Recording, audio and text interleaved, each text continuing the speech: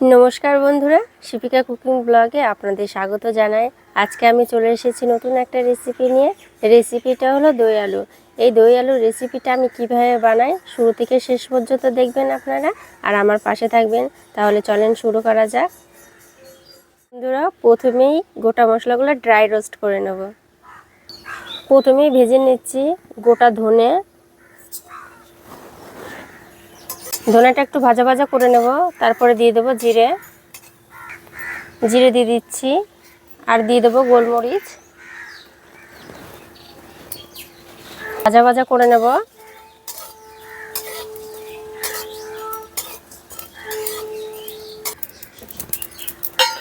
এখন ভেজে নিচ্ছি গরম মশলা। বন্ধুরা, মশলাগুলো ভাজা হয়ে গেছে। এখন দই আলুর জন্য যে আলুগুলো আছে সেই আলুগুলো এখন ছিলে নেব। আমি এখানে ছোট ছোট সাইজের হাফ কিলোর মতন আলু নিয়ে নিয়েছি।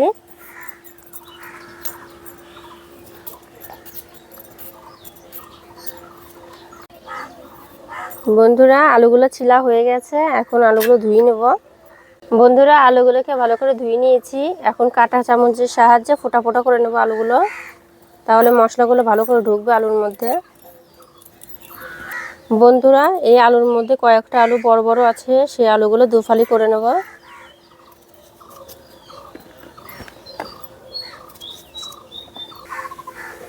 বন্ধুরা, এখন দই আলু করার জন্য আলুগুলোকে ভেজে নেব। ভেজে নেওয়ার জন্য আমি দিয়ে দিচ্ছি কড়াইয়ের মধ্যে তেল।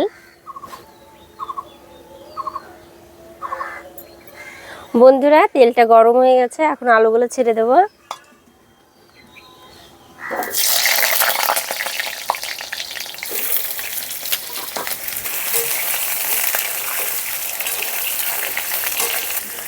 এই আলুর মধ্যে সামান্য লবণ দিয়ে আলুগুলোকে ভেজে নেব লাল লাল করে।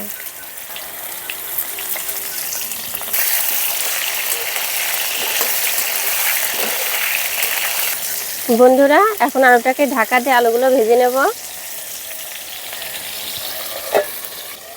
আমি ততক্ষণ মশলাগুলো বেটে নেব।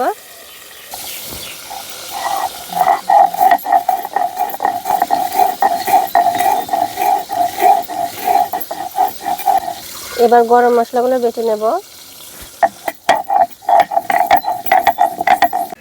এখন আদা আর কাঁচা লঙ্কা বেটে নেব।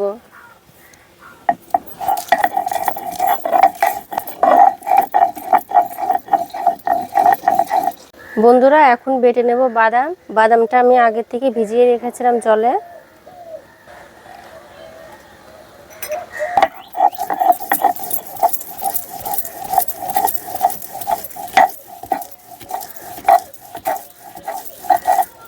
বন্ধুরা, সব কিছু বাটাবুটি হয়ে গেছে। আর এই আলুটাকে আমি বাটতে বাটতে কয়েকবার নাড়াচাড়া করে নিয়েছি। এই আলুটা আমি লো ফ্লেমে ভেজেছি। এখন তুলে নেব ঢাকনাটা। খুব সুন্দর লাল করে ভেজে নিয়েছি আলুটাকে। এখন তুলে নেব। এই আলু ভাজা তেলের মধ্যেই দই আলুর মশলাটা কষিয়ে নেব। আস্তে আস্তে দিয়ে দিচ্ছি দুটো শুকনো লঙ্কা। শুকনো লঙ্কাতে মাঝখান থেকে একটু ফেলে দিচ্ছি। তেজপাতা দিয়ে দিয়েছি। এখন এর মধ্যে দিয়ে দেবো হিং। এখন দিয়ে দিচ্ছি আদা আর কাঁচা লঙ্কা বাটাটা। এখন এর মধ্যে দিয়ে দিচ্ছি বাদাম বাটা।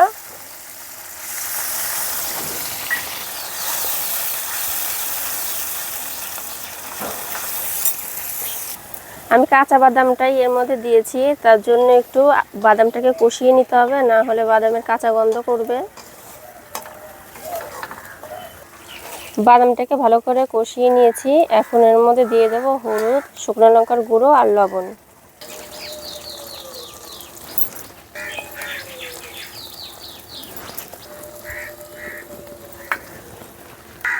এখন হলুদ, শুকনো লঙ্কার গুঁড়ো আর লবণ ভালো করে মশলার সঙ্গে কষিয়ে নেব। মশলাগুলো ভালো করে কষিয়ে নিয়েছি। এখন এর মধ্যে দিয়ে দেবো সামান্য জল।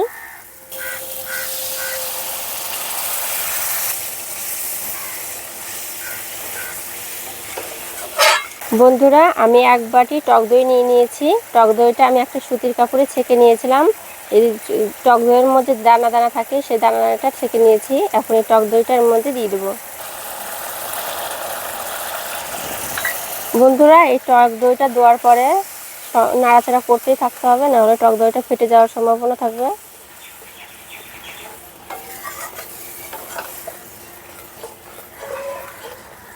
বন্ধুরা এই ঝোলটা যতক্ষণ না ফুটে উঠছে ততক্ষণ নাড়তেই হবে।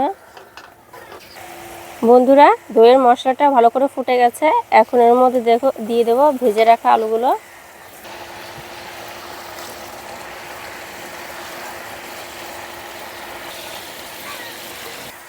বন্ধুরা সেই সুন্দর সেন্ট বেরিয়ে গেছে।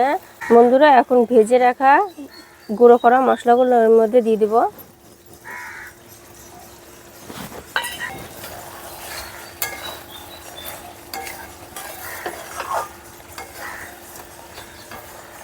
এখন এর মধ্যে সামান্য একটু জল দিয়ে 2 মিনিটের মতন ঢাকা দিয়ে রেখে দেব।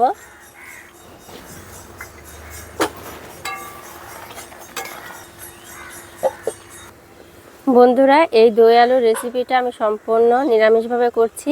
এই দই আলুটা আপনারা লুচি, রুটি, পরোটা বা খিচুড়ি বা পোলাওর সঙ্গে খেলে পরে অসাধারণ লাগে খেতে। 2 মিনিটের মতন হয়ে গেছে, এখন ঢাকনাটা তুলে দেখে নেব।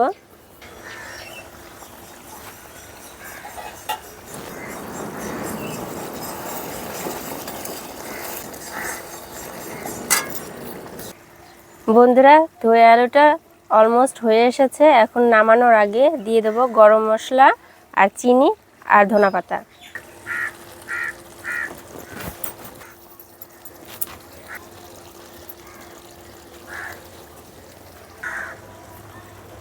বন্ধুরা দই আলুটা হয়ে গেছে। নিরামিষ দই আলুর রেসিপিটা আপনাদের কেমন লাগলো অবশ্যই কমেন্টে জানাবেন, আর নতুন নতুন রেসিপি পেতে আমার চ্যানেলটিকে সাবস্ক্রাইব করবেন। ধন্যবাদ।